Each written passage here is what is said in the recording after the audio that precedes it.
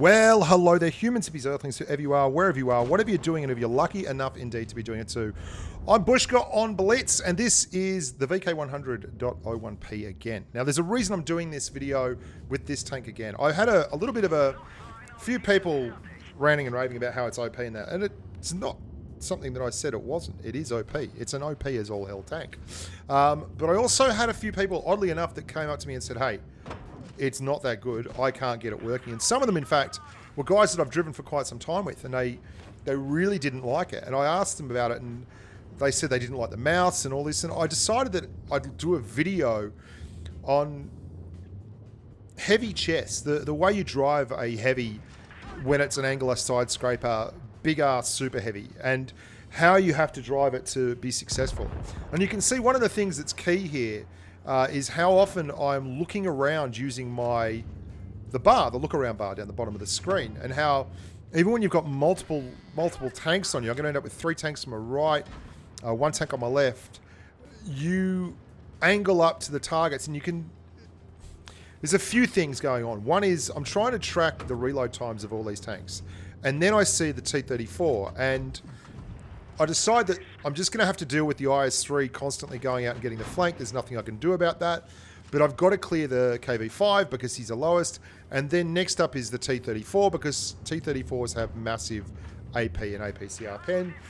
And you do the best you can. You get a lot of extra shots in and all that kind of stuff. But at the end of the day, like, it's 3 tanks, man. You're not going to be able to do everything. And as ghastly and overpowered as the VK100 is, it's not going to bounce every shot that comes its way. So if you want to help it bounce, you've got to be able to play the chess game that is heavies. And that means being aware of the surroundings. And you can see this IS-3 here. He is among many tanks on my team that just want to poke out sideways to get the shot. And it's driving me up the wall because he's blocking me from setting a side scrape up. And so is this AMX CDC and the RU251, and they're all trying to come out sideways rather than setting up for the line. Now, this might look ridiculous to you because there is in fact 2 tanks on my right-hand side here, but I've got my angle set up so that they have to really come out sideways to expose themselves to hit me, and when they eventually do, then I'll back up and I'll start angling further away from the building. And you can see me looking at that Lurva and that Jagdpanther. Now there's the T-34, and he's my biggest target because I have to clear him. He's got pen, and pen is my enemy. 300 pen on an over angle will still get through me. And yet, I'm keeping an eye on so many different targets and angling up to so many different targets. And it's this kind of ability, and I couldn't reverse there because that stupid RU251 who wanted to poke out sideways again on the T-34 and got me hit by that Lurva. Like, this is the stuff that grinds your gears. When you are able to focus on that many targets, I'm hitting him with my arse to slow him down. I want to clear this T-34, and I'm already into my turn. Back to keep my angles on the 100.01p and the Jagdpanther. So you get the idea. It's heavy chess. And I think this is one of the reasons why I find this tank so OP. If you have driven IS-4s, if you've side-scraped T-34s on the front line, if you've front-lined in all kinds of different big-ass heavies, then you would understand about using your hit point pool successfully and angling up in the right direction and making good decisions. And a lot of people, I don't think, do that. And they get into these tanks and they think quite simply that you are just going to roll forward and be successful. And the VK100.01p can just roll forward and be successful in a more realistic fashion than most tanks. But at the same time, even a super OP tank can't just absorb and bounce everything. You saw that in that 3 or 4 on 1 that I had going on. And this is where situations like this really come in. Now I'm going to slow this down in a second and talk about it because this is really simple, but it is exactly what I'm talking about when I say heavy chess. And I'm not trying to be an ass and carry on about being, great at the game or anything. What I'm trying to do is give you some kind of analogy that you can put in your gameplay really easily, and it's simple for you.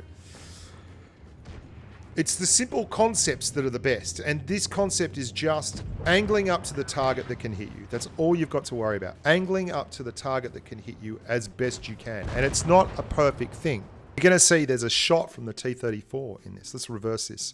Rewind it and start this whole thing off again and do it in slow motion, because this is really important. And I think if you're driving an IS-6 or a IS-4 or a Matilda or any of these things, this kind of thought process will really help you get better at it.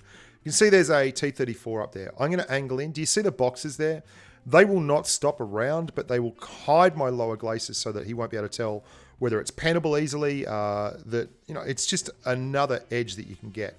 I'm angling to the T-34, but he's already fired. So now this is offensively me just trying to get a shot in. And as soon as I get the shot in, there's a Borsig there. I've got an IS-5 on my left. I'm aware of him. I'm holding my angles. I'm checking the IS-5, making sure that he's not coming around that corner. And then I'm over-angling and I'm using these boxes again. The Borsig's frontlining, which is a bad idea for him. The IS-5 is on the inside. I'm going to look and see if he's poking this corner at all. No, he's not looking at me. Excellent. Then I can go around here and get a shot into him. And I'm pushing all the way in, but maintaining my angles to the guys on my right, because they're the ones who could possibly look at me. I'm not maintaining my angle to the IS-5. Okay, so there we go. As I come out, I actually can't help it. I screw up my angle here because I know the IS-5 is 100% going for a shot, and the T-34 that is behind me on the right is going to have a shot. There's a Borsig there, and more than anything, I don't want to give a Borsig a side shot of me because he's got pen for days. So I'd rather chance a shot from a T-34 than I would have from a Borsig, and he hits the spaced armor underneath, goes into a track, and even with 254 millimeters or whatever it is of AP pen, he can't pen that slightly angled side. Then I'm simply angling up again to the IS-5. He's the only one left who can give me any trouble. He's not looking at me. I've got a free shot on him. I don't have to drive all the way in to get the shot off. This is something a lot of people do in error. They drive all the way forward to take the shot when, you've got a gun that can fire 500 meters. You don't need to be right next to them. And again, I'm making sure that T-34, as I come around the corner, look at my angles. They're already adjusting towards where the T-34 is. Voila. It's a really simple passage of play. But I haven't gone in depth and macro on this stuff for quite some time because I was talking in positive ways about this last month, that so many of the guys that have been with the channel in the patron format or as subscribers, and they've really grown. They've become excellent tankers and guys that play the game really well. And I've talked to so many of them, like thousands of people, that I forget that there are people who are joining the game that are fresh to the game that don't know this stuff. And maybe every once in a while I should go back and do a refresher on this kind of thing, because it's pretty stark that it's not evident with everyone. I'm going to show you this game. This is my last game, and I'm not going to feature the 100.01p anymore unless it's just bat poop insane, because honest to God, this tank, it's broken as all hell. Like, it's just really, really good. But this is the same concept, especially with regarding your angles. I get screwed here because there is a T-34 and he is watching this corner for this, and I don't see that, and he gets a nice AP round into my side. Thanks 8 degrees of gun depression.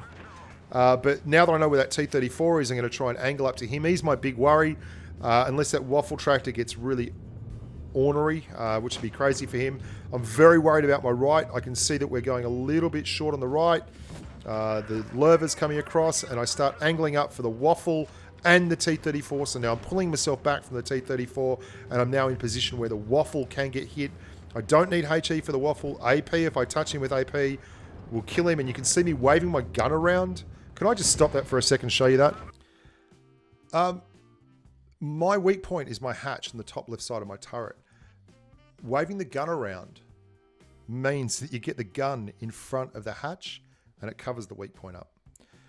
You can do the same thing on a T-34. You can do the same thing on a Centurion Action X, any tank. It won't cover it completely, but it will absolutely make it harder for them to hit. And especially if you're face hugging, it will do all kinds of things to ruin their day. T110E3s, T110E4s, I would strongly recommend you learn how to do that. And now I'm in a bit of a tight situation now. This is a big derpy gun. You're going to get those kind of rolls. That's fine. I'm pushing the waffle tractor. He is now covering my lower glacis, and I'm just angling, dangling, moving. There's nothing you can really do about that. He's above me, so my armor profile is going to be lighter. I just got to make sure I clear him.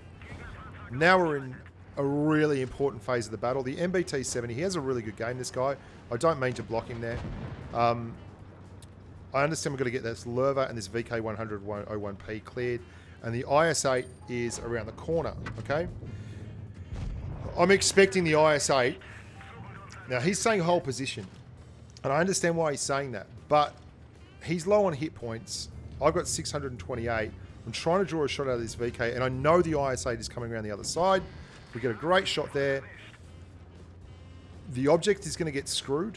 There's no way around this because he's not paid attention and doesn't know that there is an IS-8 coming, and I'm already there into the IS-8, which is great, but now we're in a really tight spot because I've got to get shot into that IS-8 and I've got to maintain my angles. I'm trying to push forward so I can actually take this shot.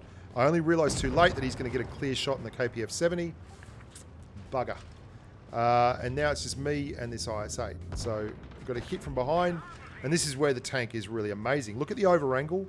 I'm over angling my tank, and then I'm dragging it back really, really quickly so that it look. And he's only got 5 degrees of gun depression, so that's why I'm moving back, giving him that angle. We need a clutch bounce here from behind, and we get it. We absolutely got the most clutch freaking bounce there. And this is something you can get from these tanks because they are so difficult in terms of pen to deal with. And that's a little bit of a... This is medium tank COD, which is pretty hilarious. I'm in the water. Because I'm in the water, I am moving slower, so I'm trying to get out of the water and get around him because I know that'll slow him down, and I just have to hit this shot. And we get it. So that's heavy chest, and that's the way you think yourself through a game, and the way you work your way through a game so that you can actually get things done. Great game from that Anarup in the Red Clan. I'm Bushka on Blitz. Thank you so much for watching. I'll probably hit a few more of these old-timey videos where we talk about the basics of the game and the stuff that's really, really important to you as a newer player. Because I know I've done a lot of these already, but there's 1,000, there's 1,100, maybe even 1,200 videos by now on this channel. And that's a lot for people to sift through. I should pay someone to go through and make some decent playlists out of all this crap. So there we go. Look after yourselves, boys and girls. If you want to become part of the Patreon community, patreon.com/Bushka on Blitz. It's all there on the links in the descriptions. And yeah, stay safe on the battlefield, and bye for now.